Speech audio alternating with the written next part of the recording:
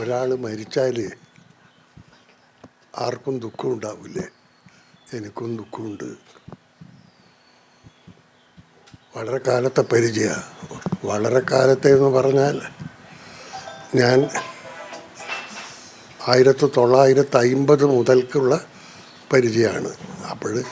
ഇപ്പോൾ 75 കൊല്ലമായില്ലേ. ധാരാളം അനുഭവങ്ങൾ, നല്ലതും ചീത്തയും, സമ്മിശ്ര അനുഭവങ്ങൾ.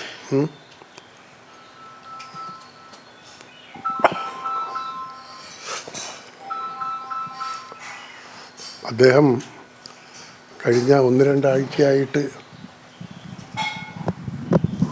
പ്രായാധിക്യത്തിൻ്റെ പല വിഷമങ്ങളാലും ബുദ്ധിമുട്ടുകയാണ്. എനിക്ക് പോകാനോ കാണാനോ കഴിഞ്ഞിട്ടില്ല. ഞാൻ ഒരു വീഴ്ച ഇവിടെ വീണു. ഏതാണ്ടൊരു 3 ആഴ്ചയായിട്ട് ചികിത്സയാണ്. ഇവിടെ നിന്ന് വാഷ് ബേസിനിൽ പോകണമെങ്കിൽ എനിക്ക് ആൾ പിടിക്കണം, വടി വേണം. ഡോക്ടർ ഒന്നിക്കൊന്നരാടം വരും. ഇന്നലെയും വന്നിന്. ഇനിയൊരു 3 ആഴ്ച വേണ്ടി വരും എന്നാണ് ഡോക്ടർ പറഞ്ഞത്. അല്ലെങ്കിൽ ഞാൻ തീർച്ചയായിട്ടും പോകുമായിരുന്നു. അടുത്തൊന്നും കണ്ടിട്ടില്ല. ഏറ്റവും ഒടുവിൽ കണ്ടത് മാതൃഭൂമിയുടെ 2 കൊല്ലം മുമ്പുള്ള അക്ഷരോത്സവം തിരുവനന്തപുരം, അവിടെ വെച്ചിട്ടാണ് ഒടുവിൽ കണ്ടത്. അദ്ദേഹത്തിന് വിഷമമുണ്ട്, എനിക്കും വിഷമമുണ്ട്. പക്ഷെ എന്നാലും അദ്ദേഹത്തിൻ്റെ അന്ത്യം ഇത്ര വേഗത്തിൽ വരുമെന്ന് വിചാരിച്ചിട്ടില്ല. എന്നെപ്പോലെയല്ല അദ്ദേഹം. ഞാൻ ഒരു ചെറിയ മേഖലയിൽ ഒതുങ്ങിക്കൂടിയവനാണ്. ചെറിയ കഥ. നോവലില്ല, സിനിമയില്ല, ആത്മകഥയില്ല, നാടകമില്ല. MT അങ്ങനെയല്ല.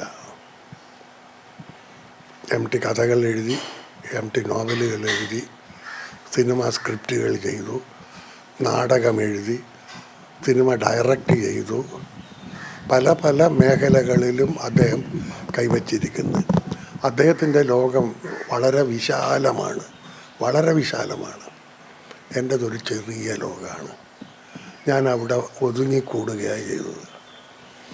ഒതുങ്ങിക്കൂടിയത് എൻ്റെ തന്മനസ്സുകൊണ്ടൊന്നുമല്ല.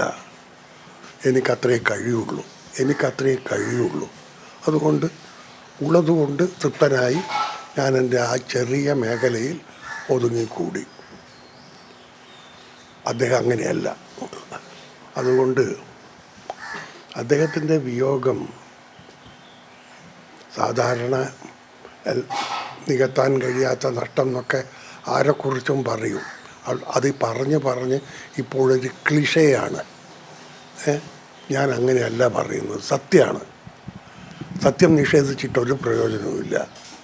അദ്ദേഹത്തിൻ്റെ മേഖല വളരെ വേഗത്തിൽ, വളരെ ചെറുപ്പത്തിൽ തന്നെ ഒരു വിശാലമായ ലോകത്തിലേക്ക് അദ്ദേഹം പോയത്. ഞാൻ തുടങ്ങുമ്പോഴുള്ള ആ കൊച്ചു ലോകത്തിൽ ഇന്നും ഒതുങ്ങിക്കൂടുന്നു. അദ്ദേഹം വളരെ വലിയ മനുഷ്യനാണ്. ഞാൻ വീണ്ടും പറയുന്ന ഒരു ക്ലിഷേ, ഈ നഷ്ടം എളുപ്പത്തിലൊന്നും നികത്താൻ കഴിയുന്നതല്ല. ആര് മരിച്ചാലും ഇങ്ങനെ പറയും.